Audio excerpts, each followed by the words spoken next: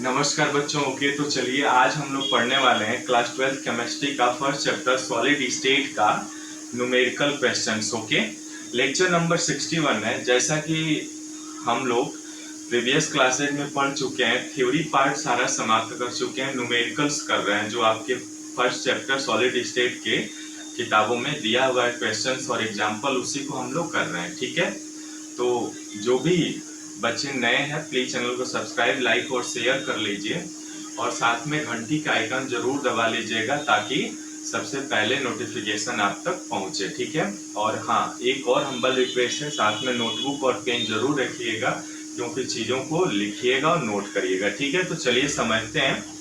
Question number है, lecture number 61 है। Question number है आपका 1.15। ठीक है, पेज नंबर 23 है। जैसा कि आपके पास यदि एनसीईआरटी बुक है तो उसमें पेज नंबर 23 देखेंगे तो उसमें क्वेश्चन नंबर 1.15 है। ठीक है, अब देखिए क्या कह रहा है क्वेश्चन। क्वेश्चन ये कह रहा है कि एक यौगिक है, कोई कंपाउंड है, दो तत्वों M एंड N से बना है। तत्व N CCP संरचना बनाता है, यानी जो क्रिस्टल का स्ट्रक्चर है ना वो क्यूबिक क्लोज पैकिंग है, यानी सीसीपी टाइप क्रिस्टल स्ट्रक्चर बना रहा है।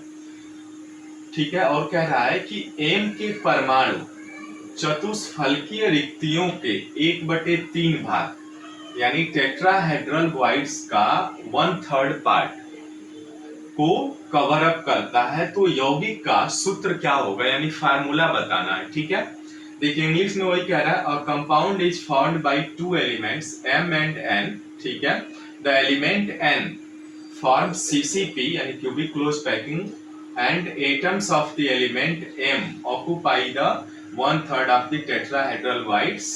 What is the formula of compound? ठीक है, देखिए अब इसको हल करने से पहले हम लोग प्रीवियस क्लासेज में एक फार्मूला हमने डेराइव किया था और सीखा भी था। क्या सीखा था बच्चों? उसमें हमने ये सीखा था कि कोई भी कंपाउंड है यदि उसमें जो सीसीपी संरचना बनाता है, यदि मान लीजिए n नंबर्स का सीसीपी स्ट्रक्चर में उसमें एटम्स की नंबर की संख्या होगी, यदि n है तो उसमें ऑक्टाहेड्रल वॉइड जो होंगे वो n ही होगा, लेकिन टेट्राहेड्रल वॉइड जो होता है वो क्या होता है, इसका दोगुना होता है। ठीक है, इस फार्मूला को हम लोग पढ़ चुके हैं। ठीक है, तो जस्ट इस पे अप्लाई कर दीजिए। ओके, लेकिन हल करने से पहले कमेंट्स में जरूर बताइएगा कि ये यौगिक का फार्मूला क्या होगा। ठीक है, काफी बच्चे इंटेलिजेंट भी हैं तो हल कर लिए होंगे, तो कमेंट्स में जल्दी बताइएगा। ठीक है, फिलहाल हम हल करते हैं और उससे मिला लेते हैं। ठीक है, चलिए, दो तत्व है, एक कंपाउंड है M और N। ठीक है जी, मैंने लिख लिया। अब क्या कह रहा है, देखिए जैसे प्रश्न कह रहा है ना वैसे ही करना है आपको। M और N है।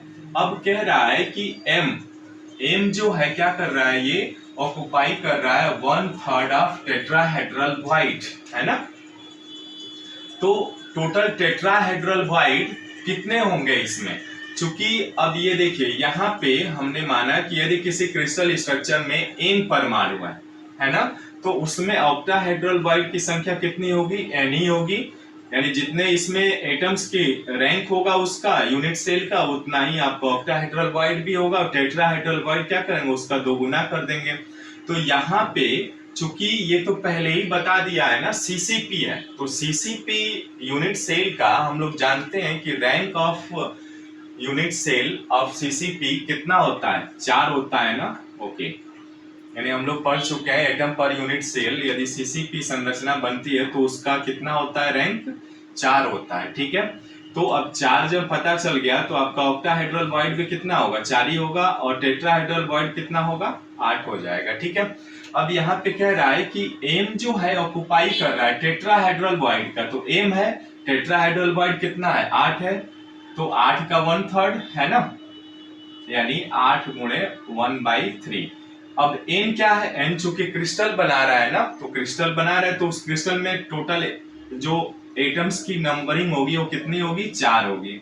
4 यहाँ पे लिख लिया। ओके, अब इसको सिंपल आप हल कर लीजिए, यानी M 8/3 और ये हो जाएगा N 4। ओके, अब चूंकि एटम्स को हम फ्रैक्शन में तो रखते नहीं है ना, तो इसको क्या करेंगे, एक पूर्णांक हम बनाएंगे इसको, यानी अब पूर्णांक बनाने के लिए क्या, इस 3 को हटाना है, तो क्या करेंगे 3 से हम दोनों में गुणा कर लेंगे, यानी m 8/3 गुणे 3 और ये n हो जाएगा 4 गुणे 3। ठीक है, तभी तो इनका रेशियो जो है वो एक्चुअली इनमें कोई चेंजेस नहीं आएगा, तो ये 3 से 3 कट जाएगा, यानी m 8 n 4 3 12 हो जाएगा। ठीक है, यानी इसको आगे हल करेंगे आप, तो ये अब देखिए 2 से भाग करा दीजिए, तो 2 चौको 8 4 हो जाएगा, और ये क्या इतना आ जाएगा 6 आ जाएगा, है ना। फिर से 2 से भाग करा दीजिए, तो ये 2 दूना 4 और ये 2 3 6, यानी n3, यानी उस यौगिक का फार्मूला कितना होगा, M2N3 होगा, यानी 2:3 का होगा। ये जो कंपाउंड होगा M और N का, उसका फार्मूला 2:3 का होगा। ओके, तो ऐसे ही क्वेश्चंस आते हैं, आप प्रैक्टिस करिए, बनाइए और चीज़ों को समझिए। ठीक है, फिलहाल के लिए मैं हट गया, इसका स्क्रीनशॉट ले लीजिए, फिर आगे बढ़ते हैं। सही क्लियर तो दिख रहा है ना, ओके। तो चलिए इसको हल कर लीजिए।